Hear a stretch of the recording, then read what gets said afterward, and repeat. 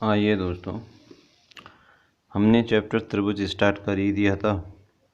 उसमें कुछ छोटी छोटी बातें आपको बताई दी हैं। उसमें से कुछ और भी बातें हैं, जैसे ये प्रमेय है। ये प्रमेय के जरिए से कह रहा है कि यदि कोई त्रिभुज है ABC में एक रेखा DE समांतर है BC, इस प्रकार है कि यह भुजा AB को D पर व भुजा AC को E पर काटती है। तो इसमें कह रहा है सिद्ध करो कि पहली कंडीशन तो ये सिद्ध करनी है AB अपॉन AD बराबर AC upon E AE। Second condition है इसमें AB अपॉन DB बराबर AC अपॉन EC। ये इसमें सिद्ध करना है। तो हम इसकी आधारभूत जो समानुपातिकता की प्रमेय है उसके बारे में हम पहले पढ़ चुके हैं। उम्मीद करता हूँ वो आपकी समझ में भी आई होगी।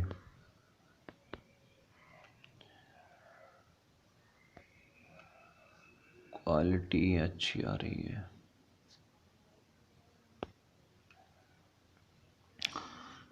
ठीक है, इसकी जो आधारभूत समानुपातिकता प्रमेय मैंने इससे पहले आपको बताई है वो आपकी समझ में आई होगी अच्छी तरीके से।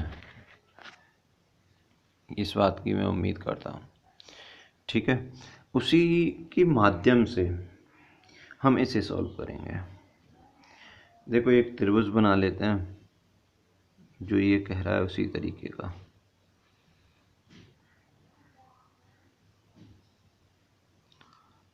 ये A है, B है, C है और इसने कहा है कि AB को D पर, तो ये AB है और इसको E पर, ये E हो गया, ये D हो गया। ठीक है, इस तरीके से ये कर रहा है। अब इसने ये इतना ही पॉइंट दिया है और इसमें ये भी कह दिया कि ये इसके समांतर है। तो इस पे लगाएंगे हम फंड। इसकी जो पहली कंडीशन है इस पे लिख लेते हैं आधार भूत समानुपातिकता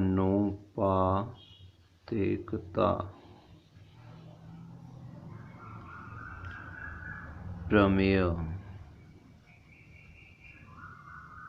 से, इस तरीके से इसे लिख लेते हैं।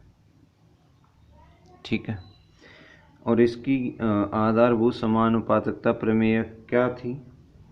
ये कहता था कि अगर ये और ये दो, कोई भी दो मतलब किसी एक भुजा के समांतर कोई दूसरी भुजा खींची गई है, जैसे BC के समांतर DE खींची गई है, तो ये वो आधारभूत समानुपातिकता कहती है कि AD upon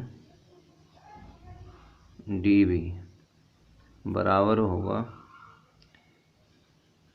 AE upon EC के।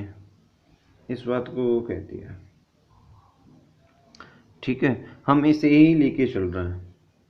ठीक, हमें ये लेके आना है, हम इसे ही लेके चल रहे हैं। अभी हुआ क्या है, देखो यहाँ पर AD नीचे है, यहाँ AD ऊपर है, DB है, तो और दूसरा AE यहाँ नीचे है, यहाँ ऊपर है। तो हमें करना क्या है, इसका एक करते हैं, व्युत्क्रम कर लेते हैं। यहाँ लिख देते हैं दोनों पक्षों का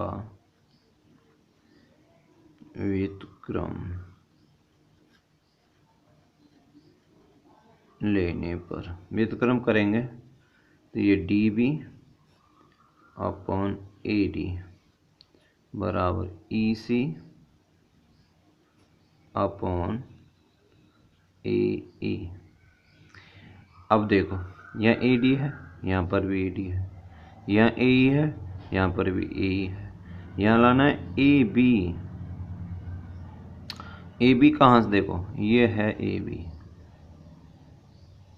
और यहाँ लाना है ए सी, ये है ए सी। तो यहाँ ए सी कैसे आए, ए सी आ सकता है ए डी और डी बी दोनों को जोड़कर, ए ई और ई सी दोनों को जोड़कर, तभी आ सकता है। तो हम क्या करेंगे, यहाँ दोनों पक्षों में ऐसे लिखेंगे, दोनों पक्षों में एक जोड़ने पर, तो D B upon A D plus 1 बराबर है ई सी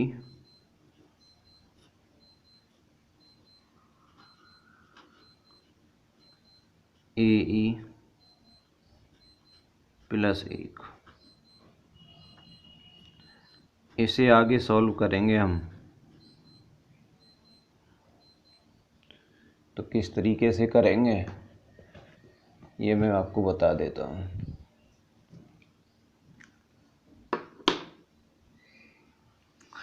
देखो इसका बटे 1 मान लेते हैं, इसके भी बटे 1 मान लेते हैं, तो इसका एलसीएम आ गया ए डी का ए डी से करेंगे तो यहाँ D B plus A D बराबर ई सी प्लस ए ई अपॉन ए ई। इस तरीके से अब हम इसको लिखेंगे, यहाँ लिख देते हैं चूंकि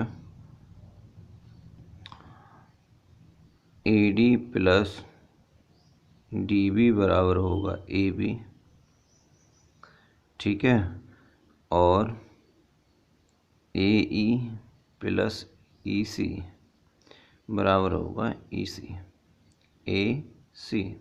तो यहाँ लिखेंगे ये क्या है ए बी और नीचे क्या है ए डी बराबर ए सी अपॉन ए ई।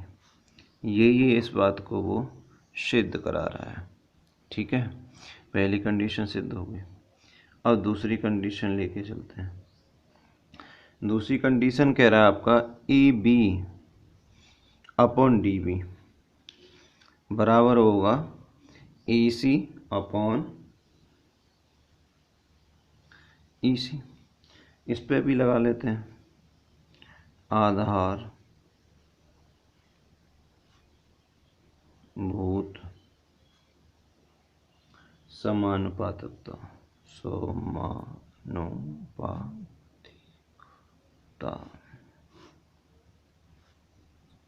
प्रमेय से, पीपीटी भी बोलते हैं इसे वैसे। तो वो क्या कहती है इस त्रिभुज के अनुसार, वो कहता है A D upon D B A E upon E सी।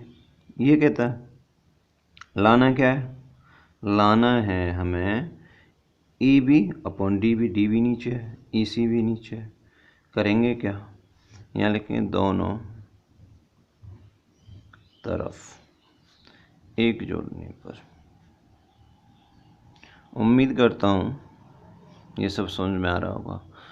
आपको क्या एक क्यों जोड़ रहे हैं, हमें एक इसलिए जोड़ रहे हैं, देखो यहाँ डी बी है, यहाँ पर भी डी बी है, यहाँ ई सी है, यहाँ पर भी ई सी है, लेकिन ऊपर क्या बनाना है ए सी और ऊपर यहाँ पे बनाना है ए डी, जबकि ये है ए ई और ए डी है। तो हमें ए भी बनाना है ये पूरा। तो हम क्या करेंगे ए डी में डी बी जुड़ जाएगा तभी तो बनेगा ये भी। तो हमने प्लस 1 कर लिया, तब जाके एलसीएम लेके इसी तरीके से हो जाएगा, जैसे A D plus D B बराबर ए ई प्लस ई सी बटे ई सी। आगे इसे सॉल्व करेंगे तो यहाँ लिख देता हूँ चूंक, ऊपर लिखा भी है, लिखना ही क्या है, ऊपर भी लिखा है, तो यहाँ A B upon D B बराबर ए सी अपॉन ई सी, यही वो सिद्ध करा रहा है। उम्मीद करता हूँ ये सारी बातें तुम्हारी समझ में आई होंगी। एक बार इसे अच्छे से वीडियो को समझिएगा।